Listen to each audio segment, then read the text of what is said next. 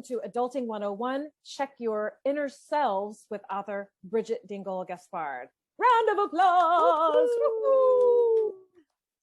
I'm so happy to be here. I don't even know where to begin, but certainly I'm a former performer who ended up moving into becoming a creativity coach and psychotherapist. And I've stumbled upon voice dialogue, which is this amazing method, which has the assumption our healthy personality consists of many, many selves. And I personally think it's somewhat pathological to think of just that we're one self and we have to stick to it. So I wrote this book, The Final Eighth, and through that I met Kashana and we were talking. We're like, let's bring people in to talk about wellness and fruition in terms of our inner selves. And even though I do voice dialogue, I have no rein on inner selves. And I'm here with so many creative people, some of who I don't know and I'm going to get to know. So I'm very excited that we're really focusing on ourselves and our inner selves. And I'm proud and happy to be here today. Love that, Bridgit. So I'm going to introduce myself. I'm Kashana Evans. I'm the founder of Kissing Lions Public Relations. I'm a founding member of Spiral 5.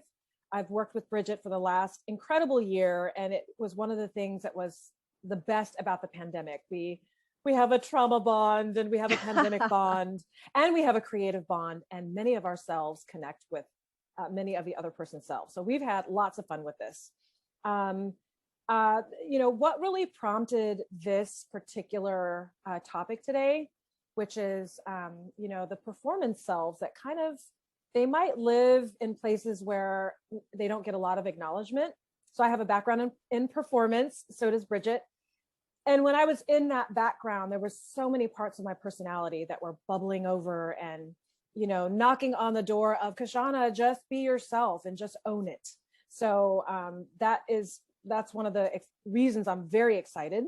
Good morning, my beautiful aliens. I'm Jennifer J. Ledesma, native Bronxite, Afro-Latina. I would say that my pronouns are Bronx Queen with a KWEEN. I would say a composer, vocalist, performer / quadruple threat, and polyglot.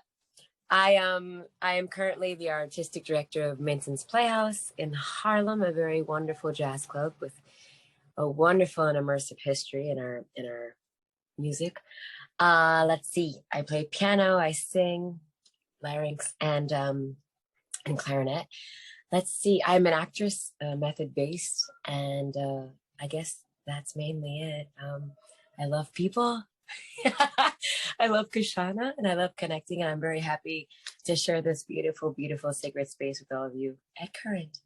I'm going to pass the mic to honey, honey, honey, the Bronx, Bronx, Bronx.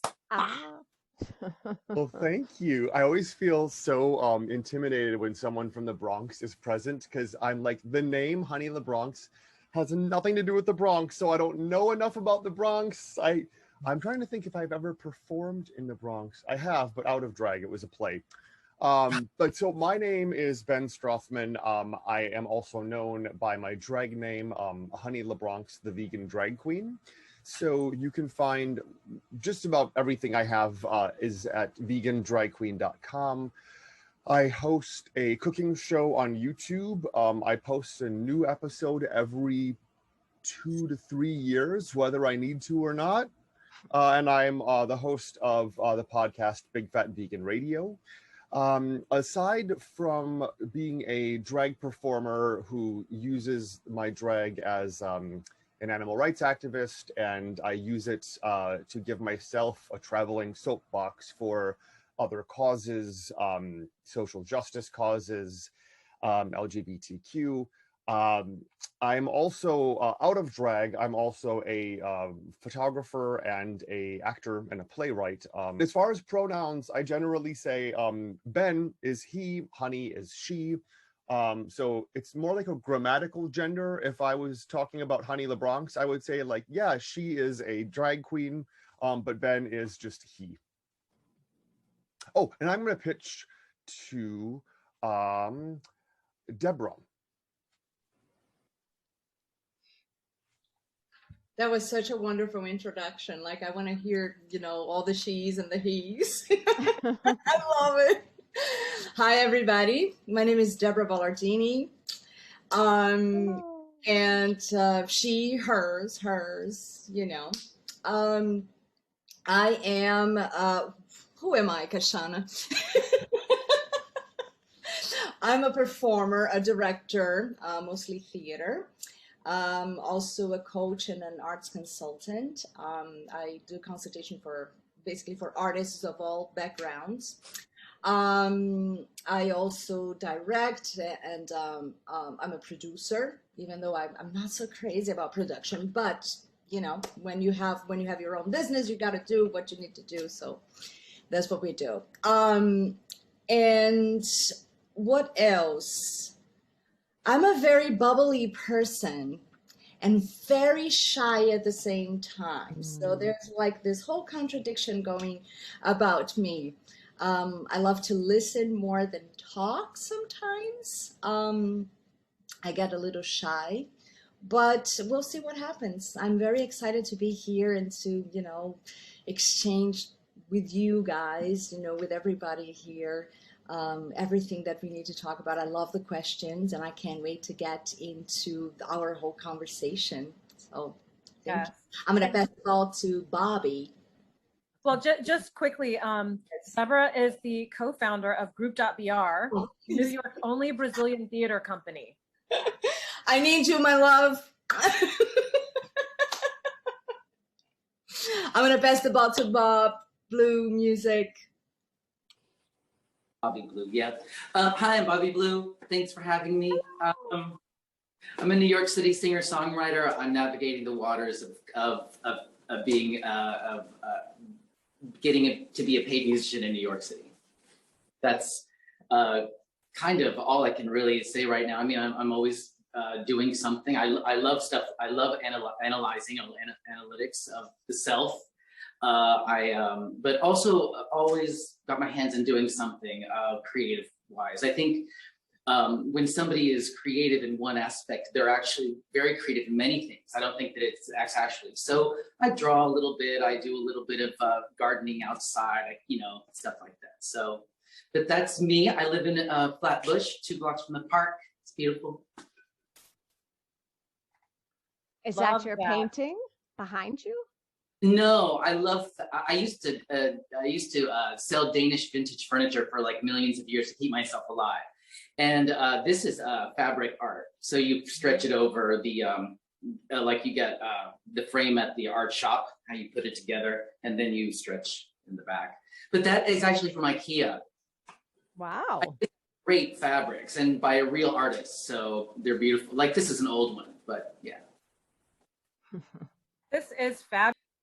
So the premise behind understanding the myriad of selves is that healthy personalities actually consist of many sub-personalities, right? The person that springs into action when you're in 3rd grade and all of a sudden you're the class clown to get accepted.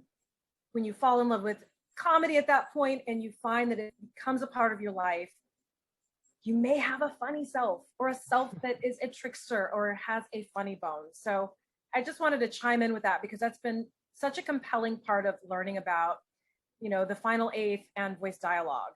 Did I get that right, Bridget? 100%, absolutely. And then there's always a gift and sting to each self. Like your trickster could be fabulous in terms of creative exploration, but if your trickster plays with your responsibility on getting on time and being dependable to get to rehearsal on time. So that's the other thing. We need access to different parts of ourselves because one that's perfect for one arena is actually problematic potentially in a different arena. Perfect. So I'm going to queue up the question 1. What inner selves, in other words, what parts of your personality do you feel have inspired your art? Deborah, we've worked together quite a bit. I'd love to just start off with you. Oh,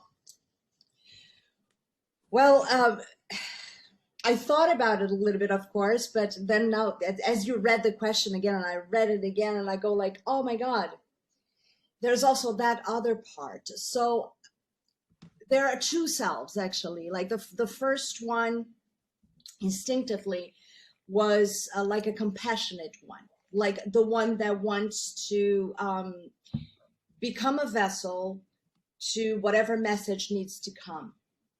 That was always very clear. Like, even when I try, like, no, I'm not going to do this acting thing anymore. I don't want to do this stuff. Well, it's not you choosing, my love. You just have to do it. So, so that was always very strong. But as you were talking now, I was like, oh my God, yes. I was always an entertainer in the house.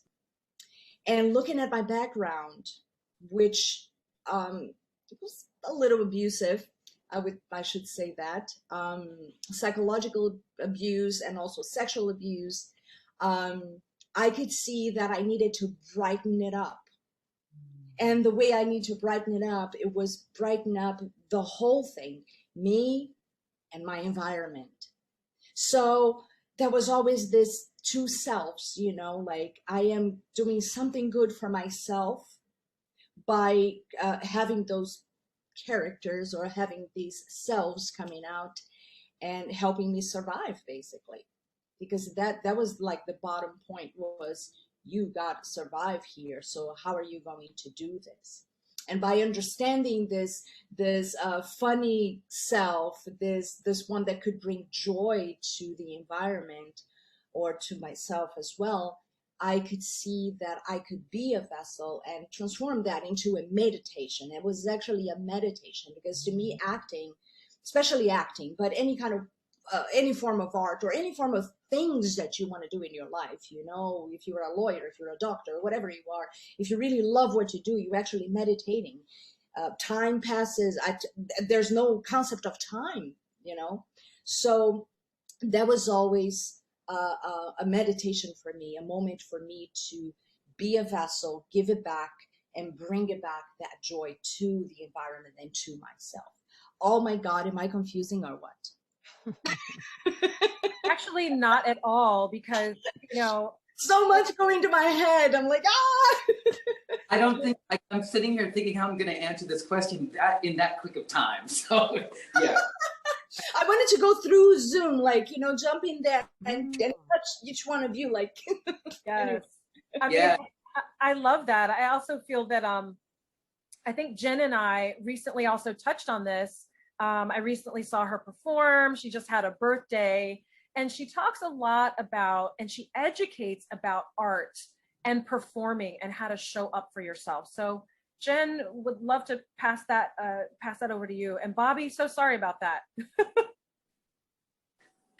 I'm the youngest of 5 kids. My mom, I grew up in a very matriarchal, like super strong pioneer, like gun-ho type of, you know, environment where a woman was never a slouch and no one's ever playing second fiddle.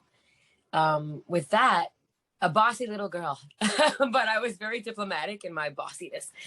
I think I enjoyed uniting people. I think it was funny because my mom, I guess because I was the last kid, didn't want to have to deal with like combing my hair and cute little things like that. So you grow around with a little, you know, little afro, and your nanny combs out your curls, and you have like this chrome dome, and you're like, you know, Sophia from the Golden Girls at the age of 8.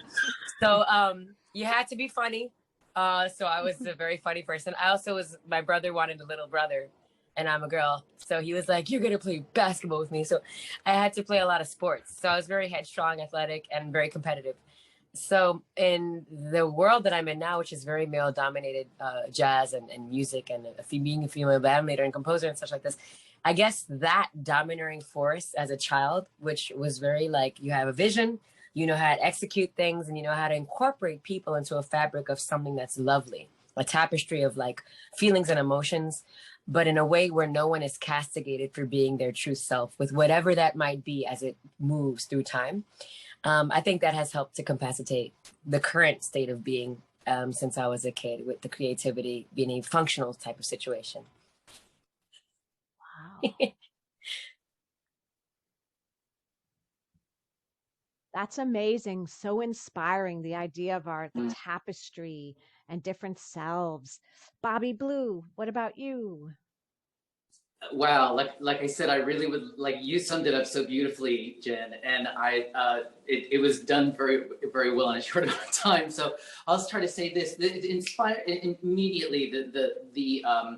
The question brings up a situation that I had maybe 2 years ago. I was helping a friend form like a gay men's support group. Not like just kind of actually he was a life coach, and he was trying to build a membership and so forth. So it was kind of expensive to go to this, but he let me do it for free because he needed people. But it happened to be like one of the most valuable things I personally have ever been through. And I don't mean to be so textbook about it, but you know, he really, he was asking me what, the whole idea was, what do you not like about yourself? And like, I remember the one thing that I don't like about myself is that I was the youngest always growing up. My family's also from Costa Rica, and we're American, but I always hung out with my Costa Rican family. And in all of that, I was always the youngest. And I was always deemed as the annoying one, the annoying little boy, but then also like, because I was the smallest, and I don't know if, growing up, I don't know if this is growing up Latin or what is, but when you can produce some sort of entertainment, people are there cheering you on, baila, baila, baila, or cante, cante, so, you kind of get this. So they're encouraging me, the cute, to be the cutest. And then as I get cuter, the more annoying I become to other people. So, and I carried that with me. I carried that energy with me through school, and more so than just that, I was really bullied in school really badly. So I had a really bad experience in my little town of Indiana. And the story between Indiana and Costa Rica is a little too complicated to ring in here. But so I was there, and I always felt that way about myself, that when I let too much of myself out, like they had trained me to beat me back into that room when I started to, and that was the part that I didn't realize in a lot of ways is the performer. So the person I grew to dislike in myself was actually the one who truly gave me the power to be Bobby Blue. And to also, just like many years of performing since I was 4, in the past few years since doing that and since being through that, I don't think that I've ever been myself on stage more than I ever have been. So the absolute essential core of who you are is so important to let out the light and just, learn to love it. And there are going to be people who dislike you, and they're going to be, and I'm learning how to let all that go. Like, kind of like, what RuPaul says, what you think of me is none of my business. I love that. Like, that is like everything. So that annoying little boy is very much who you see on stage. And because I love what I do, I've learned to love that little boy and actually let that little boy shine a lot more now. So I just want to interject that I don't know Bobby Blue, but I saw him on stage and adored him and like hunted him down to come join us. And I had no idea that this kernel of this annoying little boy, your light, Bobby Blue, on stage, I just fell in love with. And then I found out you had Costa Rican selves and Midwestern selves. I'm like, come, please.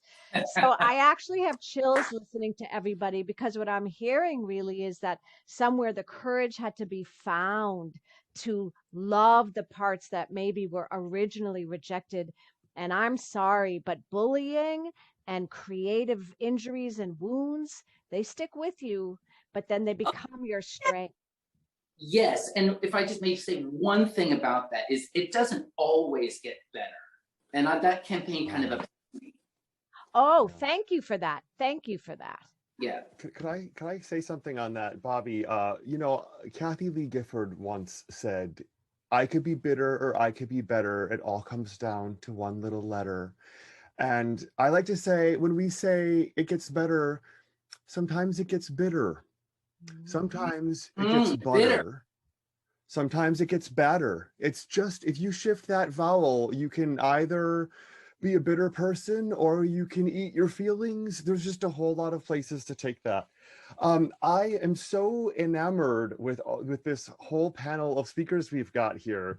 And I just want to quickly just start by saying, Deborah, thank you for kicking it off for us, because you took it from us just getting to know each other and then opening it up by using your past trauma and abuse to like let us know, like, oh, okay, like when you said that, I kind of took a deep breath and I was like, okay, I can like be real and we can kind of really go there. So thank you for opening that door for us. And Bobby, when you say the word annoying, it goes right through me.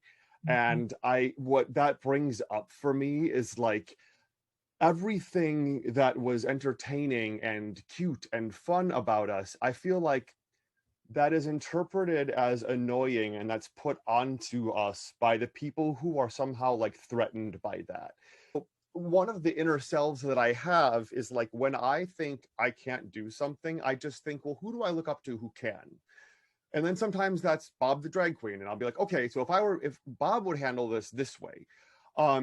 When I literally put up a timer in front of me just so I can be conscious of time, because I have ADHD, which I'll probably talk about maybe 5 more times. So I just want to quickly say, as far as what selves have inspired my art, I love the question, because I wrote a play very inadvertently, but in the play, part of what I talk about is the way I describe my play. If someone described it to me, I'd be like, I've seen that 30 times. It doesn't interest me. I don't need to see it. But it's my life story, and it's like a gay coming of age play about a young man from the Midwest who moves to the city and faces some demons, but learns a lot. But I promise you, the way I do it, people are like, I've never seen anything like that. And I'm like, neither have I. I don't Show anything like that either.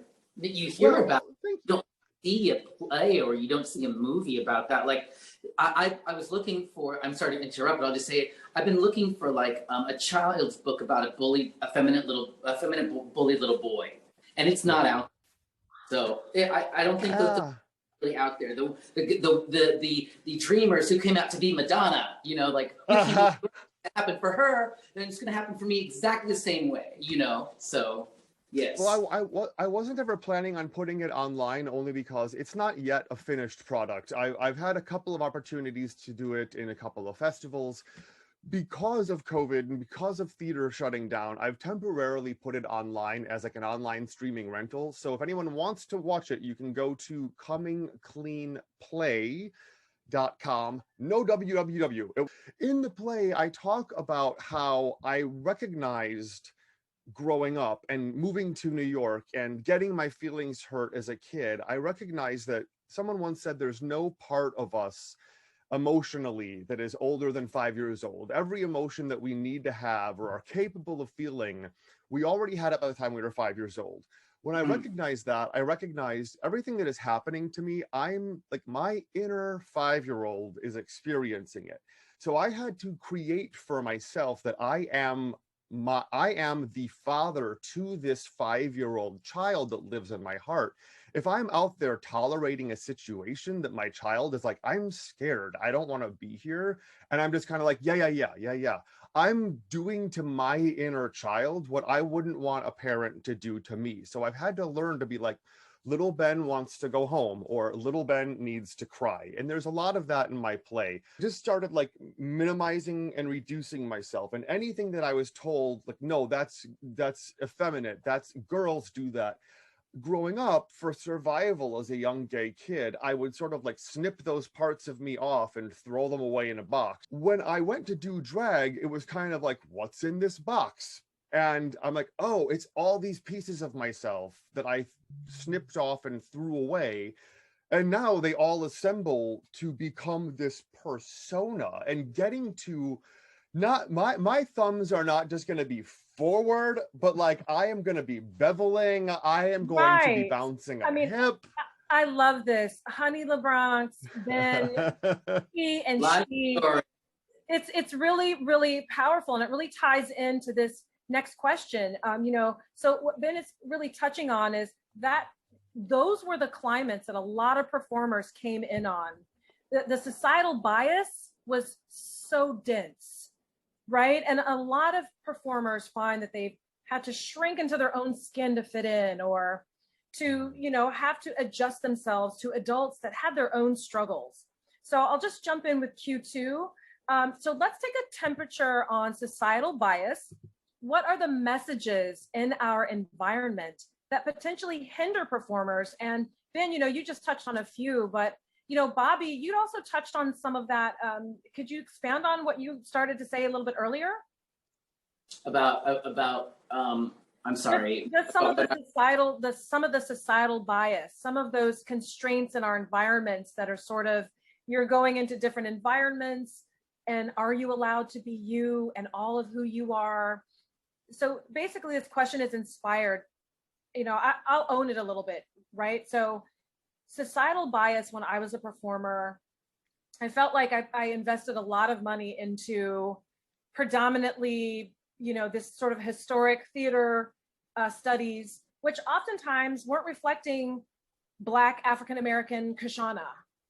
They weren't reflecting, the things that I needed to own in a creative theater space. So it really is inspired from that. So what messages that are in our environment, whether it's the news or whether it's the job that you quit last year, what are those messages that are kind of making performers still feel like they have to squeeze? I feel like that there is still the age-old idea of homophobia. I think that there is always, and I don't know if the younger generation feels this way, or if people understand that gay people, and I think I've had conversations like this with my girlfriends, and they're like, oh, women feel the same way, but we always have to kind of gauge the temperature in the room a little bit. You don't always know what you're going in for, as far as like when you perform, you don't know what you've always been hired to do. I'm very flamboyant in my shows. You see, I even use a clacking fan as my my flamenco piece and so forth. So I love to entertain. But I will say an example would be, I was hired for this party 2019 December, so Christmas, right before the pandemic. And I had no idea. This place is huge, and it's always kind of been halfway full the times I play it, but this time I was getting paid a little bit more to do it. And we didn't know who we were playing for. I walk in, and the place can hold like 600 or 700 people, and it was full of all men, all bald, and all men. It was hilarious. And then like there's this table, I'm looking for, and there's 5 women. Of course, I gravitate toward the women. But I felt like in a lot of ways, I had to hold back a lot of my performances. I didn't know about the men. I didn't know about how they were going to react, how they're going to feel. I was very widely appreciated through the first set, but then I brought the fan out and I wanted to test it, and I only tested it for a second, and then I kind of felt like I had to put it away. So we're always kind of gauging the temperature in the room in those ways. Also, I think just really quickly, I'll say getting a band together is very interesting when you are a person who is a gay performer. I work a lot with acoustic and a lot with bluegrass and folk music and acoustic music musicians.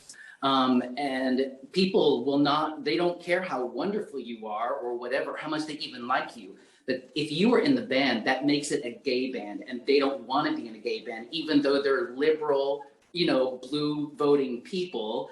There is just that stigma that they won't even realize it themselves sometimes. But then catching the things that they say, and then just owning up to their own shit. We don't want you here, fronting our band. Because you're gay, we don't want to be a gay band. So I think Bob, it's always straight men that I'm always kind of. I think you touched into something so incredible. Like 2 things. The one is like to gauge the room, right? There's this whole thing, and oh my God, what was the second thing you just said? Oh my God, I forgot the word now. But let me go back. So, for me, it's like the expectation of what people expect,